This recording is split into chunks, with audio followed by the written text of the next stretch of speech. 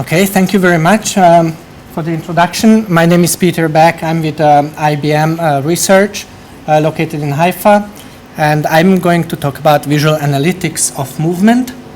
And first I will give some background, what is movement, and secondly, what is visual analytics. Introduce a little bit the field. It might not be the one that you are used to it, so it's worthwhile to get some background on that. And in the second half of my talk, I will address some of the real-world applications that we are dealing with and where we applied visual analytics to movement data. Why movement? Movement is a fundamental aspect of life, of evolution, and of economy. The economy of movement, or called mobility, is considered one of the enablers of industrial development and prosperity. Consequently, many of the business decisions are or should be based on a proper understanding of movement. And we have recent technological developments like the mobile phones, like GPS devices and so forth, that enable us to collect and later on analyze this data. However, current practices of analyzing movement data are really frustrating. They are frustrating because many times they just throw a visual image at you that you can't hardly cope with it, and also the display can't cope with it due to the large volume, velocity, and variety of the data. Even worse are purely algorithmic approaches where you get a black box of some statistical analysis or data mining, and they expect you to trust the results that no one understands how the algorithm got there. So what we need is a tight combination of visualization and algorithmics that uses the best of the human and also the best of the computer. So the computational power of the human and also the perceptual abilities. So what we need is a tight integration of visual methods and algorithmics that combined together in a smart way in order to extract the most valuable information from the data. And this is exactly what visual analytics is about.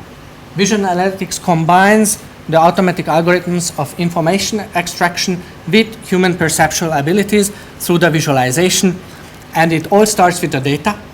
Data comes in with large volumes, velocity, and variety, and this is analyzed by models, statistical models, and data mining, and also visualized to the user in this context. However, we use visualization, and this is a key point in my talk. We use visualization as an interface between the user and the statistical models and the data mining in the background. And we use the models in order to creating new visualizations that are the responses of the models that are shown to the user. So we put the user into this iterative process that you can see here in the middle. This is the process of the user coping with the data. Now, many times in my work, the contribution is visualization. Many times it's a new algorithm, but most of the time is how to smartly combine these two worlds together. So this tight integration is not trivial. This is a full model just recently published on what is this tight integration between models and visualization all about. And you can see here 3 different cycles that are a part of the system. That is what the user needs to conduct. And the first one is the exploration loop, where you note your findings and you create actions or conduct actions to change the display, change the model, change the data, and so forth. These are the actions that the user takes through the visualization. And the results of that are insights. This brings me to the second loop, and in the second loop we can see a verification loop in which the user creates hypothesis. It verifies the hypothesis, and once a hypothesis is verified, we generate knowledge. And this is the third loop. This is a knowledge generation loop where we derive actionable insights from the visualization.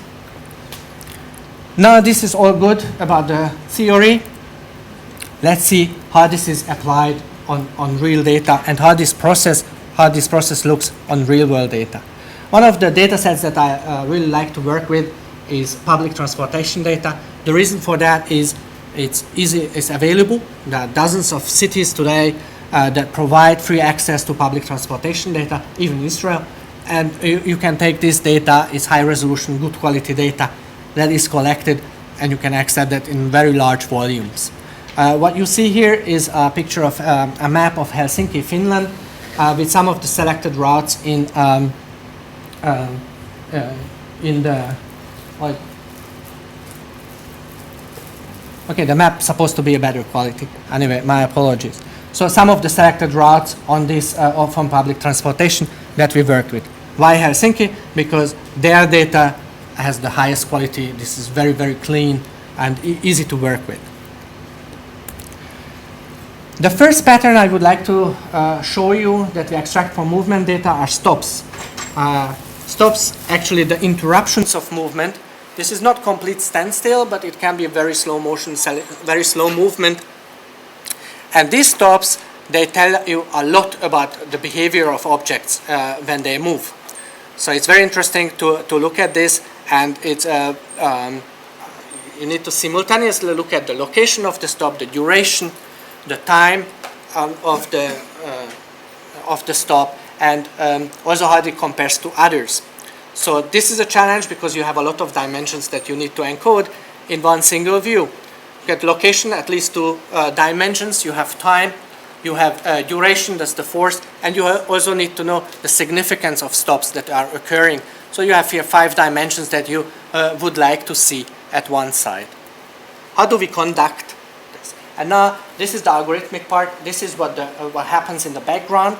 After the user defines some input, the input can be, for example, the duration of the stop, or the distance of slow movement, the speed of the vehicles that you are looking at.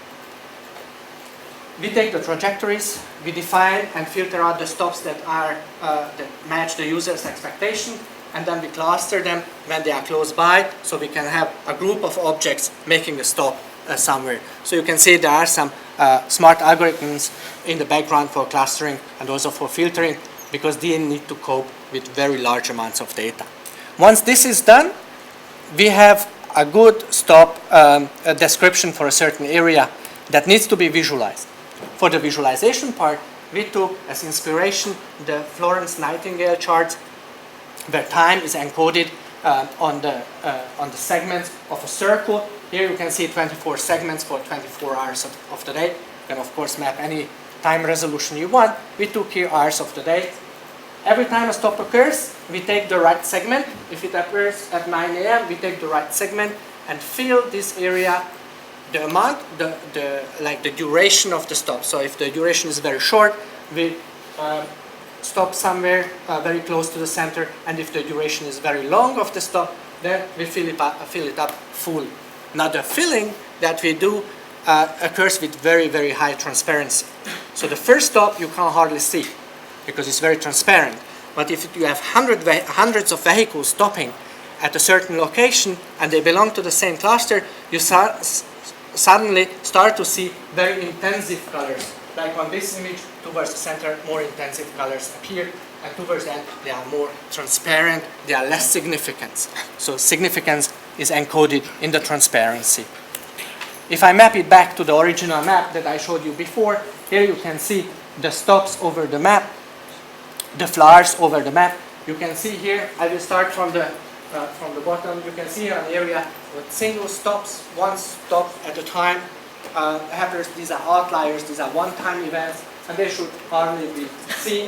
You can see pattern B and pattern A, where the stops are very consistent. They take usually the same amount of time, doesn't matter what time of the day, and they are all significant, and the shorts are very short as well. The most interesting part is pattern D and C, which is for the public transportation, the greatest input they can have. If you look at this pattern and you start learning and understanding how the visualization works, you will discover that they extend each other. You can see that pattern C shows really high and long stops, high frequency and long stops in the in the morning and in the evening. Whereas D shows very high stops and very long stops and intensive stops in the early afternoon. And these are two locations at the same train station, the two entries of the same location, and this information can bring them and help them to distribute their resources better. And this is the value that they draw for the visualization. The stops are dealing with single trajectories. Now I would like to see how the interaction between two trajectories can be extracted from movement data. And these are encounters. Encounters are not accidents. These are encounters where two objects get close to each other. This might be very important to observe if two people meet at the supermall, or two vessels on open sea get too close to each other, and this is a dangerous encounter. These needs to be detected. This is a challenge because of scalability. When you look at historical data and not real-time information, then you need to scale up with the location points. And 1 day of vessel traffic on the Nordic Sea is about 12 million data points that you need to parse through. All the current algorithms, or the state of the art, is not very scalable. It has a very high computational complexity. So in this work, our contribution was to improve the complexity of the algorithms. What we do, I don't want to go in details. It's a published work, so you can read more about the algorithms. The basic idea is to sweep through the location signals and the trajectories only once, the sliding window principle, and then collect the encounters that you find. And here the visualization is very simple. If I have two trajectories and I detect an encounter, I just draw a thick line in between that indicates that these 2 points were close together in space and time. What is the user interaction? Someone needs to define what an encounter is. So if two people meet in a conference room, that might be 2 meters enough to declare a meeting for the duration of half a minute. But if you talk about vessels, then this distance might be 240 meters or even bigger, depending on the site and visibility, height of the waves, and so forth. So in public transportation, this is critical, and what we discovered through the visualization was that there are many, many types of encounters that we did not consider. And these types show here are only 4, but we have several others that show a junction encounter. One bus stops at the junction and the other one passes by. Or here you have hat front encounters where they have opposite directions. Here is parallel driving and also following when they drive one behind the other.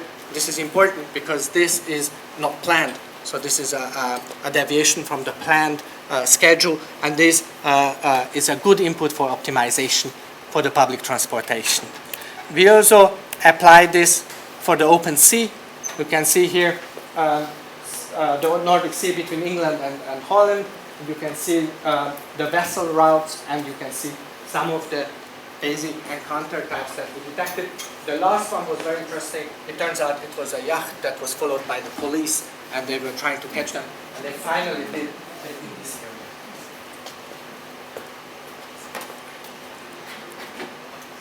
And the third one, just to give you a more comprehensive view of what you can do with movement data, is not concerned with single trajectories and does not look at the interaction between two trajectories, but it looks at the flock. It looks at the masses. Where are the masses traveling and where they are moving? So we are looking here at group behavior, and how it's done is done with 3 layers of information. It's purely visual with a little bit of statistical information and statistical computing. What we do is we create the first layer that encodes the direction. Any direction that is significant in an area is mapped to an arrow map. The longer the arrow, the more significant this direction. Then we create a heat map over the trajectories, so we know there are a lot of trajectories going. And we use alpha decomposition of these layers and put on top of each other, so you can simultaneously see the background, the map, then the density, and also the arrows. This is what we then applied on our data sets. Here's the first one, public transportation. Public transportation is less critical for this analysis because we already know where the lanes are going and what transportation is. But it clearly shows that we can capture the different directions and what are the significant directions of movement at different traffic junctions. It gets more critical and more interesting when we look at migration data. First one is in Africa on the top right. You can see how environmental changes change the behavior of the animals. For example, in this case, you can see that they build a fence exactly in the middle of their route, and you can see how their route changed over time, or actually very quickly, due to this fence, and this was an intrusion into their normal behavior, and this can be detected very easily. The other one example that I brought is about the albatrosses exploiting the wind directions and the critical wind directions, and you can see how they can exploit the wind at different heights, and they optimize their movement due to this. And you can see the intensity and the direction of the movement. So it's interesting to see at the Nordic Sea, the same data set I showed you before about the vessels, and you can see here that we have a very large amount of different location prototypes or types that you can see that needs to be considered, junctions and so forth, where the dangerous encounters could happen. So this is a very critical input for safety at open sea. I was talking very fast, so I will try to summarize what I was meant to say. I hope I gave you a good background about visual analytics, so you understand that in visual analytics the purpose of visualization is to be an interface between the user and the algorithms in the background. I hope I gave you a comprehensive assessment what you can do with movement. Even though I just gave you 3 examples, there are many more, and how they can be assessed. Most importantly, I hope I can show you that in visual analytics the main approach or the mission statement is to give the human what the humans and the computer what the computer says. Distribute the work between the computer and the human in order to make it more efficient. These can be applied, and this is not a theory, this can be applied to real-world scenarios. A lot of things are missing still. We have higher level patterns that we would like to see, for example, suspicious behavior. This is something that today we cannot grasp with the patterns and models that we develop. So this is still future work, and also more of the same. There are many more patterns that one can think of, and how this can be extracted from movement data. Thank you very much for your attention. I'm happy to take questions.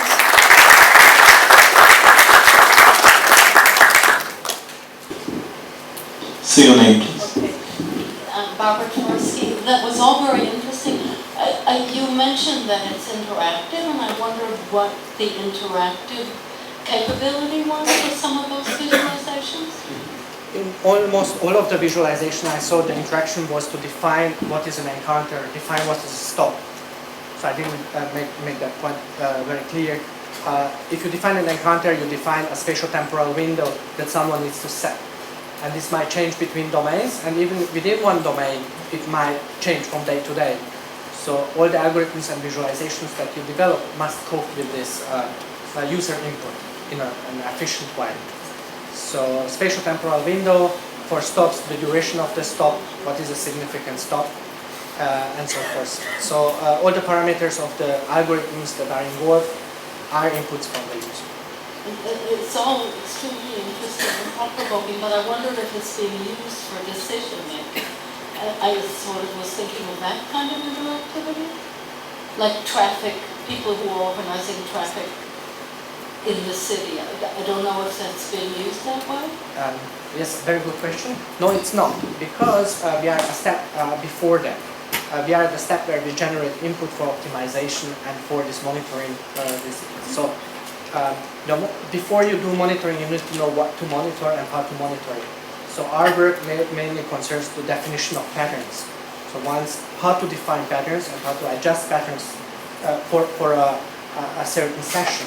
So the question is extremely important. No, we are not there. We are a step before that.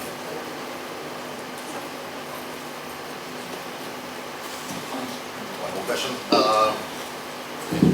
My name is Oli. I wanted to ask about the multidimensional movement maps. We know that these kind of visualizations exist at least 200 years. There's very famous maps of trade winds where you have arrows with different distributions. Could you elaborate a little on why you chose that visualization that you showed us with the layering and not something like a lot of little movement marks whose density indicates, well, density? Because the nature of movement is different than the nature of wind. If you map wind, then you have a single position, one direction. You might have different layers, different heights, where you have multiple directions, but usually the wind maps that you show with the small arrows, at every single grid cell, this is one direction. And in movement it's not. Movement is multidimensional. So at a single point you have multiple, endless number of directions you can go. At least the animals enough. So that's why it's limited, but we extended this model. You're right, this is very closely related. We extended this and we show how this can show multiple directions. But absolutely, I want to make a clear point here. The visualization itself might not be the novelty that we provide. So it's not always the visualization that is novel. Also same with encounters. Okay, one more question. Any more questions? All right, so I'll take a question. So the other one from Shenkar.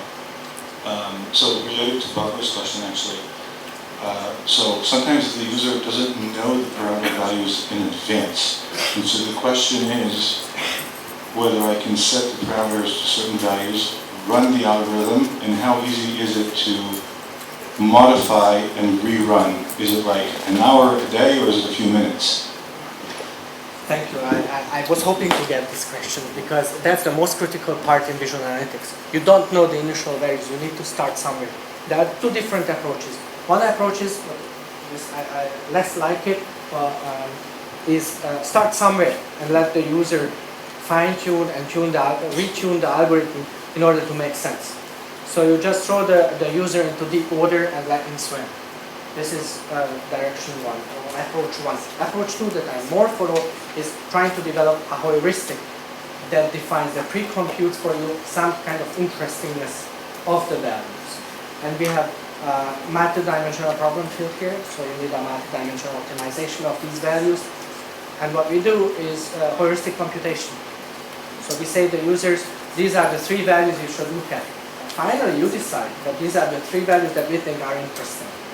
And this is how they look.